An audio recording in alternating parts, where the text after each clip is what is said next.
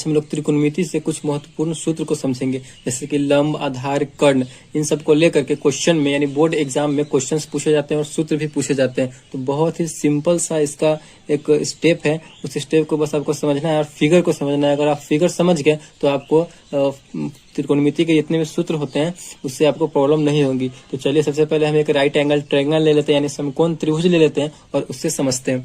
तो एक समकोण त्रिभुज सबसे पहले हम बना लेते हैं, राइट एंगल ट्रायंगल।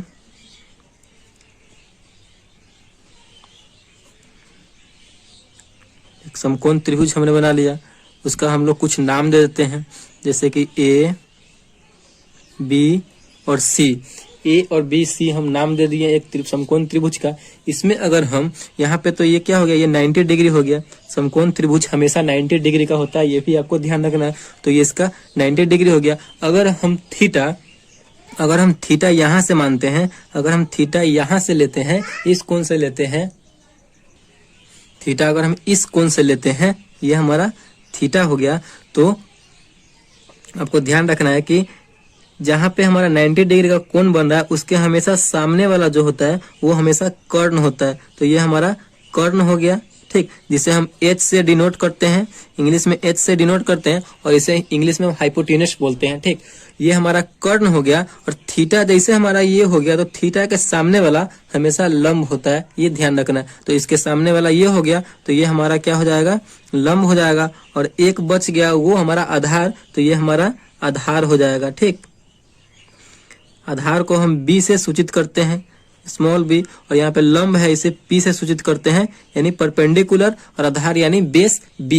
ये आपको हमेशा ध्यान रखना। बहुत ही आसान से हमने आपको फिगर को बता दिया है। अगर थीटा हमने यहाँ पे लिया है, तो अगर एक और फिगर ले लेते हैं, अगर थीटा हम यहाँ पे लेते हैं तो हमारा लंब और आधार चेंज हो जाएगा, ठीक। चलिए एक और हम बना लेते हैं समकोण त्रिभुज। ये हमारा समकोण त्रिभुज है, राइट एंगल ट्रायंगल है, ठीक। इसका भी हम नाम दे देते हैं ए, बी और सी। हमने इसका नाम दे दिया। यहाँ पे ये हमारा हमेशा ये 90 डिग्री ही रहेगा। 90 डिग्री हमेशा समकोण त्रिभुज होता है। और समकोण त्रिभुज के जो 90 डिग्री का कोण है उसके सामने वाला जो है भुजा हमेशा कर्ण होता है। इस बात को हमेशा ध्यान रखना। कर्ण हम ये नहीं बदलता, ये हमेशा कर्ण रहेगा, जिसे हम H से डिनोट करते हैं, हाइपोटेनस बोलते हैं। अगर हम थीटा यहाँ पे लिए थे तो इसके सामने वाला लंब था। अगर हम थीटा यहाँ पे लेते हैं, ये हमारा थीटा हो गया। थीटा जैसे ये वाला यहाँ पे थीटा लेंगे तो इसके सामने वाला तो ये आ रहा है, तो इसके सामने वाला हमेशा लंब हो जाएगा, ठीक। इसके सामने वाला लंब हो जाएगा और एक बच जाएगा ये वाला, ये हमारा क्या हो जाएगा, तो आधार हो जाएगा। आधार यानी बी हो जाएगा और ये लंब यानी पी हो जाएगा, परपेंडिकुलर। इस फिगर जो है बहुत ही आसान तरीका से हमने आप लोगों को फिगर को समझा दिया है। आई होप आपको ये फिगर बहुत ही अच्छे से समझ में आ गया होगा। थीटा अगर ये वाला होगा तो इसके थीटा के सामने वाला हमेशा लंब हो जाएगा और ये आधार हो जाएगा। और कर्ण तो हमेशा ही यही रहेगा, जहाँ पे 90 डिग्री के सामने वाला हमेशा कर्ण होता है। थीटा अगर ये रहे तो थीटा के सामने वाला लंब और 90 डिग्री जो कोण बन रहा है जहाँ पे उसके सामने वाला कर्ण, और ये बच जाता है जो आधार हो जाता है। बस ये ध्यान में रखना है। तो लंब, कर्ण, आधार, यही इसका रूल है, यही चलते रहता है। तो चलिए साइन थीटा इक्वल टू क्या होता है लंब, आधार, कर्ण में, उसको हम लोग एक बार देख लेते हैं। तो साइन थीटा इक्वल टू होता है लंब बटे कर्ण, ठीक।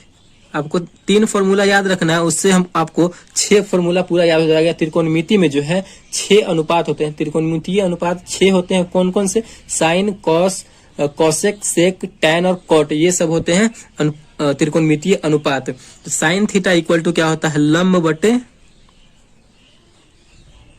कर्ण। साइन का आपको याद रखना है तो कोसेक का ऑलरेडी याद हो जाएगा। इन दोनों का आपस में एक रिलेशन है, इन दोनों का एक आपस में रिलेशन है। साइन थीटा इक्वल टू होता है लंब बटे कर्ण। अगर इंग्लिश में बात करें तो लंब यानी पी, परपेंडिकुलर, और कर्ण यानी एच, हाइपोटेनस, ठीक। इन दोनों का रिलेशन क्या है कि साइन का लंब बटे कर्ण है तो कोसेक का इसका उल्टा हो जाएगा। लंब बटे कर्ण है तो कोसेक थीटा का क्या हो जाएगा, कर्ण बटे लंब हो जाएगा, ठीक। कर्ण बटे लंब कहने का मतलब है H बाई P हो जाएगा। एकदम सिंपल सा है। एक क्वेश्चन हम याद किए, एक फॉर्मूला याद किए तो दूसरा फॉर्मूला हमें ऑटोमेटिक याद हो गया। अब दूसरा क्या है, अब आप लोग यहाँ पे दूसरा देख रहे हैं कॉस थीटा। तो कॉस थीटा इक्वल टू क्या होता है, आधार बटे कर्ण। इसको आप याद रख सकते हैं। cos थीटा इक्वल टू होता है आधार बटे कर्ण। तो आधार जो है, आधार को इंग्लिश में क्या बोलते हैं हम लोग, बेस बोलते हैं, यानी बी, और कर्ण हमारा क्या होता है, एच होता है, हाइपोटेनस, तो इंग्लिश में बी बाई एच हो जाएगा, आधार बटे कर्ण। अगर हम कॉस का याद कर लिए तो हमारा जो सेक है वो ऑटोमेटिक याद हो जाएगा, यानी कॉस जो होता है सेक का उल्टा होता है, या सेक जो होता है वो कॉस का उल्टा होता है। बस यही इसका फंडा है, यही चलते रहता है। तो सेक का क्या हो जाएगा, कर्ण बटे आधार, कॉस का उल्टा हो जाएगा सेक में, कर्ण बटे कर्ण बटे आधार हो जाएगा, यानी h बाई बी हो जाएगा। देखिए कितना सिंपल सा इसका रूल है, बस ऐसे ही याद रखना है, आपको हमेशा याद हो जाएगा, ये फॉर्मूला अपने आपके माइंड में हमेशा सेट हो जाएगा। अब हमारा दो फॉर्मूला और बच गया, कौन कौन सा, तो tan theta into cot theta. तो tan थीटा का आपको एक याद रखना है, tan थीटा का क्या होता है, लंब बटे आधार। tan थीटा इक्वल टू होता है लंब बटे आधार, लंब मतलब p परपेंडिकुलर, आधार मतलब b, p बाई बी।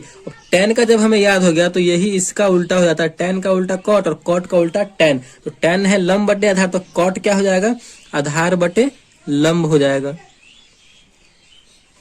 आधार बटे लंब हो जाएगा, यानी आधार मतलब b बेस और लंब p परपेंडिकुलर। बस आपको तीन फॉर्मूले ही याद रखने हैं। इसमें जो है आपको साइन का याद रखना है, तो साइन याद रखिएगा तो कॉसेक याद हो जाएगा, अगर कॉसेक याद रखते हैं तो साइन याद हो जाएगा, अगर आप इसमें कॉस याद रखते हैं तो सेक याद हो जाएगा, अगर सेक याद रखते हैं तो कॉस याद हो जाएगा।